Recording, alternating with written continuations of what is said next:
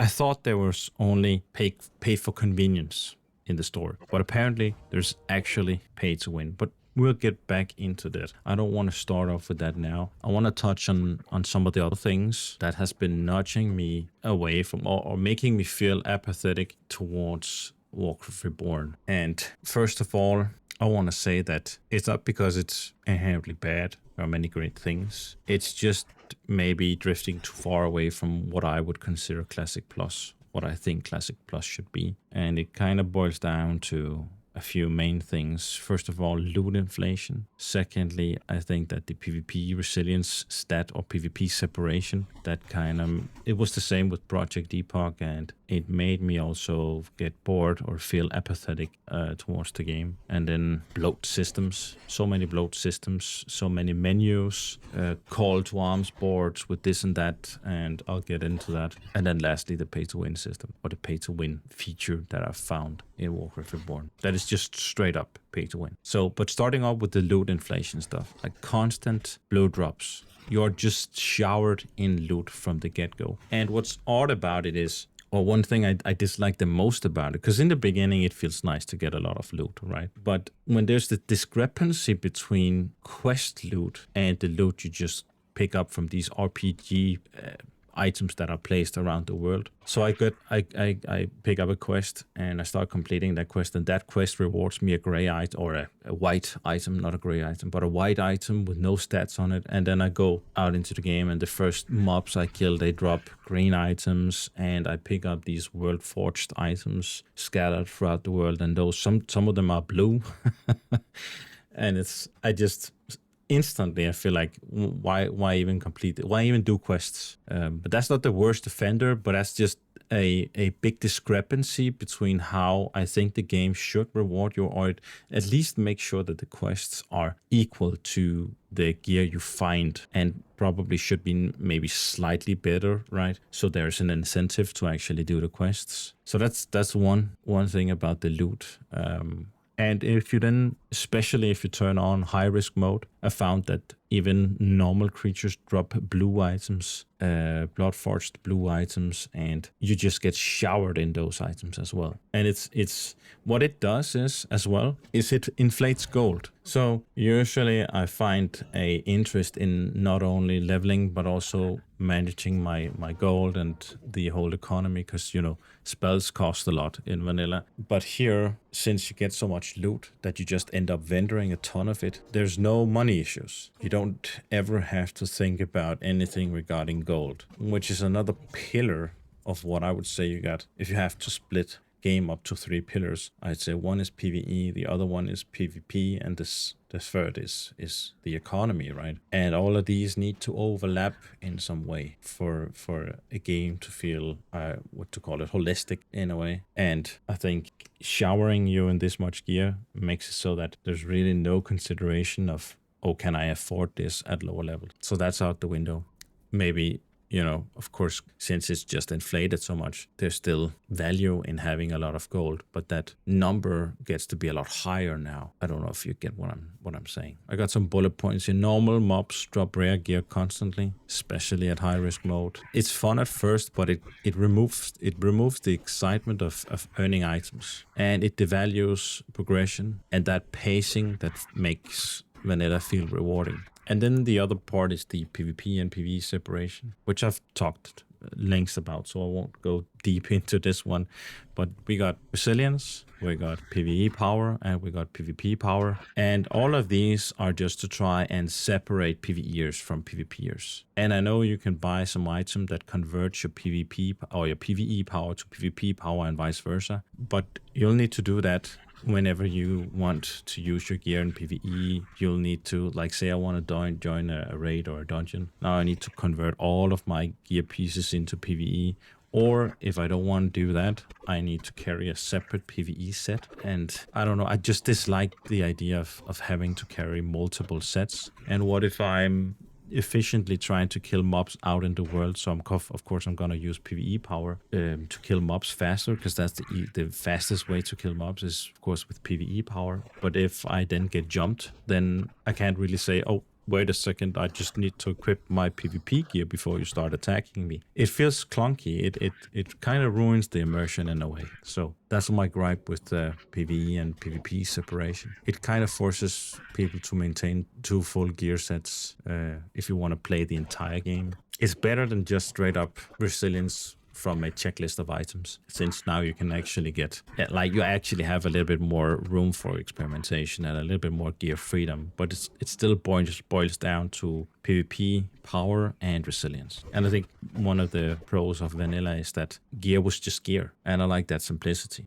That's an open sandbox. You can mix and match different weird items, trinkets, items that does different stuff, like different things, makes for a more interesting way of play. So I'd rather see them double down on stuff like that. Maybe there's an item that makes you leap forward a little bit. Maybe there's an item that, like, there's the trinket you get in Badlands that increases your movement speed for a few seconds. Stuff like that makes the PvP much more interesting. And then there is the worst offender, the pay to win, that I've found. I actually saw Barry Gaming's video. What he showed was he was completing a couple of daily quests from the call board thing in the major city, and apparently you can purchase on their website, you can purchase these bracer coins, which you can then turn in these daily quests with. You can use those to just straight up turn it in. You don't need to do any of the other requirements, and they reward a box. And these boxes at level 60 can contain heroic loot, even mythic loot, even epic loot, all the way up to mythic dungeon level, as far as I've understood it. So it's like, that's pay to win. So you can go to the web shop, you can buy these whatever the fuck coins, and then you just gear up instantly. I think on his video he opened 40 boxes or something, and he got just tons and tons of loot. And that's bad. I don't know how to put it, man. It reminds me of fun servers. It's a fun server.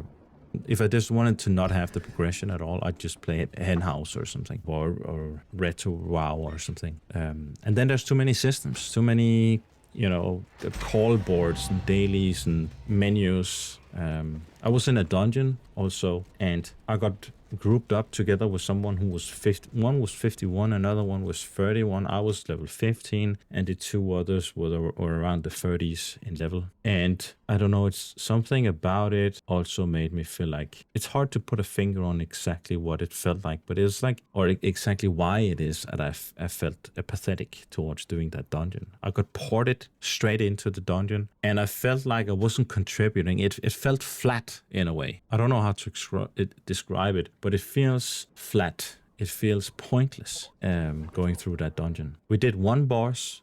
I think it was, I signed up for the entire Wailing Caverns, and we cleared one wing of that dungeon, and I got ported back to where I were. And that's it. It was just one wing of the dungeon. It's so retail-like, especially here in the beginning. And they're just mounting up at level 6. You get your first mount at level 6, and it's free, and it's nice, and it's convenient, and it's cool at first. But it also makes me feel like, it gives me that empty feeling inside.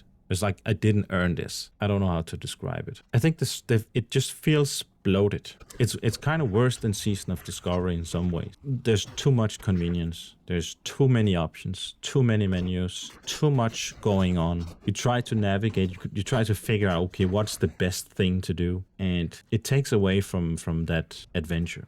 There are a bunch of things I like about what they did on Warcraft Reborn. Actually, many things I like. I really like these world-forged items. I just think there are a little bit too many of them, and they're a little bit too easy to find. And areas where you would think, okay, I go up to this cliff and this area all the way in the back, and I kind of expect to find something there because it's kind of hidden, and there's nothing. And so that's a little bit disappointing. I'd hope they'd go out of their way to kind of hide more of these items, not make it so easy to find and spot, and when every item you pass, there's just glimmer all over it, so it's so easy to just straight up okay, there's an item over there, I'll just go over and pick it up. If they just remove the glimmer, so you needed to hover over it, I'd feel a much more, I feel more of a sense of exploration, because you get to stumble upon this item. Now it's kind of obvious that the item is there. But I do like that they've placed these items throughout the world. And if you want to preserve that glimmering effect on it, maybe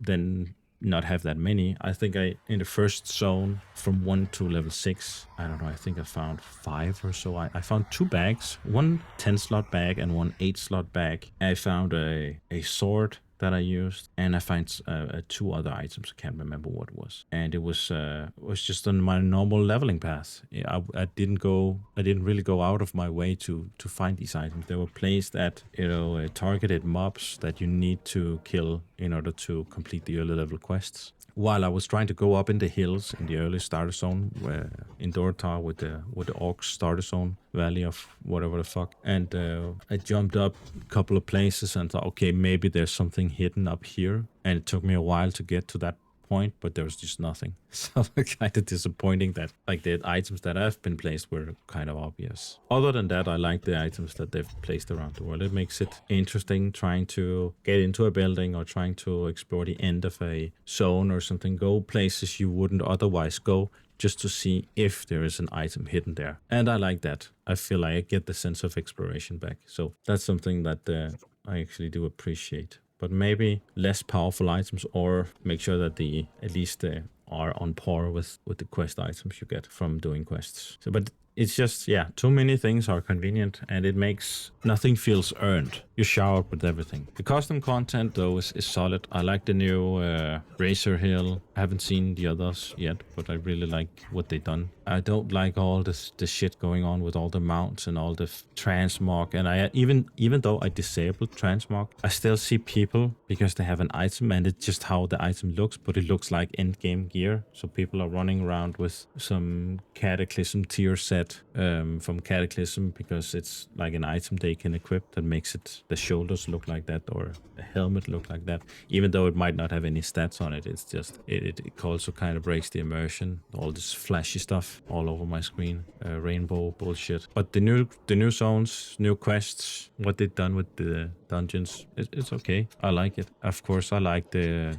talent system. I do actually find the glyph system intriguing as well. I'm not sure I like the Season of Discovery thing where you need to go and find each and every one, but I get you can buy them as well, so that's okay, I guess. It's not as bad as Season of Discovery, where you had to put a rune on an item, and then you could, in combat, or you could just leave combat for a second, feign death or vanish, and then swap items to get another rune implemented. That was clunky, and I know a lot of rogues and other classes could make use of that, and it kind of made it a necessity in PvP to some extent. So nothing's wrong about the I like what they did with the mythic system. It's supposed to open up for different builds and more customization, and I'm all for that. I like a ton of options. I love the idea of having, like, being able to play a lone wolf hunter, or being able to play a survival beastmaster hunter, mixing both sides and stuff like that.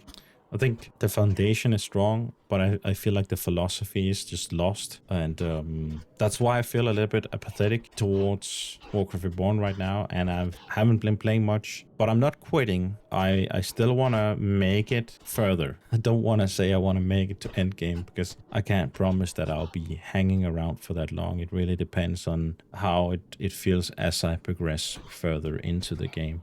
But as of right now, I'm not completely done with the game yet. I'm still gonna play there. And I hope that I'll change my mind on some things. Maybe once I get to feel how PvP feels, maybe that's gonna change my mind. I think there are some things that I'm still intrigued by, that I'm still engaged with, and mainly being the character customization, the ability to, and how the game feels. Like, it plays well. It feels, everything's feeling smooth, right? So and that's a big plus. Everything looks good except for the transmogged rainbow bullshit and all the mounts all over the place and stuff like that.